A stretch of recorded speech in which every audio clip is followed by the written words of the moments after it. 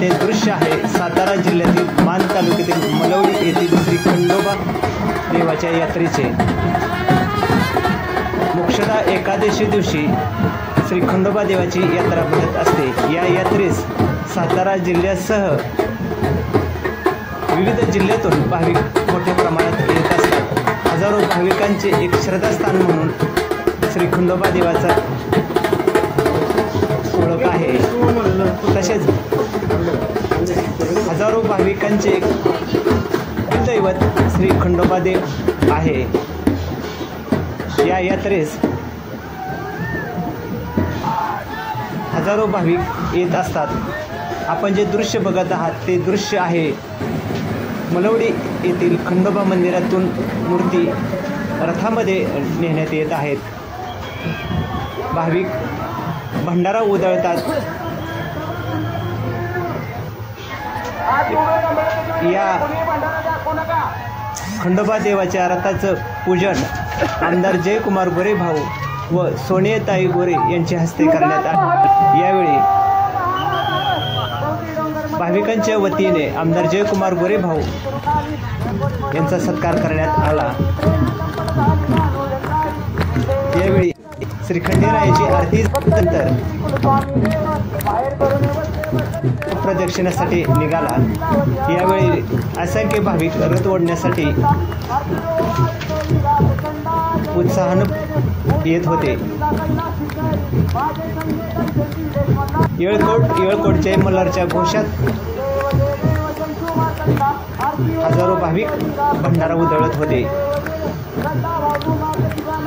आपण जे दृश्य बघत आहात ते दृश्य रथावरील आहे। आमदार जयकुमार गोरे भाऊ यांच्या उपस्थिती यात्रा आरती सुरू आहे। ग्रामस्थांच्या वतीने आणि भाविकांच्या वतीने यावेळी आमदार जयकुमार गोरे भाऊ यांचा सत्कार करण्यात आला। गाव प्रदक्षिणेसाठी रथ निघाल्यानंतर पोतराज तसेच वाघ्या मुरळी हेही रथापुढे नृत्य करत असतात। आपण जे दृश्य बघत आहात ते मलवडी नगरीतील आहे।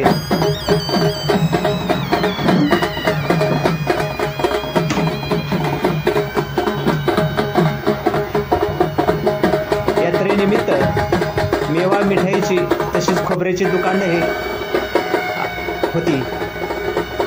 यात्रा शिस्तबद्ध व चांगली होण्यासाठी दहिवडी पोलीस स्टेशनचे सहाय्यक पोलीस निरीक्षक अक्षय सोनवणे यांनी दक्षता घेतली होती। तसेच भाविकांना वेळेत मलवडीला पोहोचण्यासाठी दहिवडी एस टी आगाराने एसटीची सोय केलेली होती। आपण जे दृश्य बघत आहात त्या दृश्यामध्ये दोन रथ आपल्याला दिसत आहे। एक रथ श्री खंडोबाचा व दुसरा श्री महालक्ष्मी देवीचा आहे। खरं तर दोन रथ एकाच वेळी एकाच मार्गावरून निघालेले आहेत। हे दृश्य दुर्मिळ आहे। भाविक रथ ओढण्यासाठी आपल्याला उत्साहानं दिसत आहेत। उत्साही भाविक रथ ओढत आहेत। बहिणीचा रथ थोडा असून भावाचा रथ अर्थात खंडेरायाचा रथ पाठीमागं आहे।